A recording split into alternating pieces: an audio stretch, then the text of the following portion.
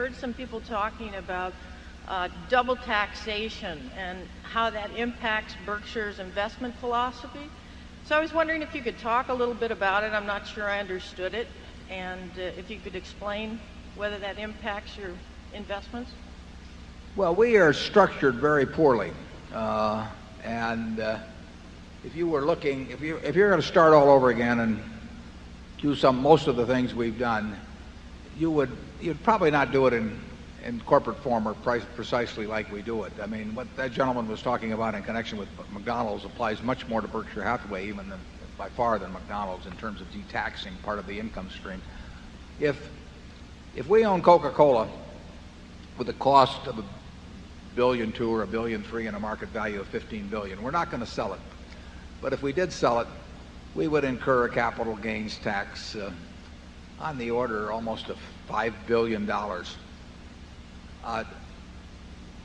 That means that the 15 becomes 10 billion. Now, if that 10 billion is reflected in Berkshire's value and you bought your stock when we bought our Coke, then you pay a second tax in turn in reflection of the Coca-Cola appreciation that's taken place after tax. So it's a very disadvantageous way of owning securities to have a corporation in between you and the securities themselves. If we ran as a partnership, that would not be the case. I ran Buffett Partnership for many years, and we only had one tax at the individual level. So our stockholders are, to the extent that we own marketable securities, and we own a lot of them, and to the extent that we have a lot of profits over time in those, own those securities in a disadvantageous way. Now, we also have a float, which helps us own them, which is a big plus. But corporate ownership of securities, if you have the option of owning them directly or through a partnership, corporate ownership is disadvantageous, and we're stuck with it. We've had it for all these years. We've got no plans to do anything about it. We couldn't probably do anything about it if we wanted to. So that is a drag on our performance compared to what would be the situation if we operated as a partnership. And Lloyd's syndicates, for example, didn't have that problem. Some insurance companies that operate in Bermuda may not have that problem to the same extent. Certainly partnerships don't have that problem to the extent they own securities. But it's a fact of life with us, and we're going to pay a lot of taxes. Charlie? No, we have no cure for the corporate income tax, and it is a big disadvantage for the indirect owner of securities. So far, we've surmounted it well enough,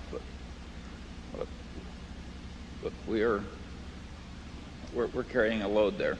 It's become a bigger disadvantage since the individual rate went to 20%, with our corporate rate being 35%. Because if we make $1 on a stock, it becomes 65 cents, and to the extent that you've owned Berkshire, that 65 cents now 20% off that becomes 52 cents, whereas if you'd owned the stock directly, you'd have had 80 cents.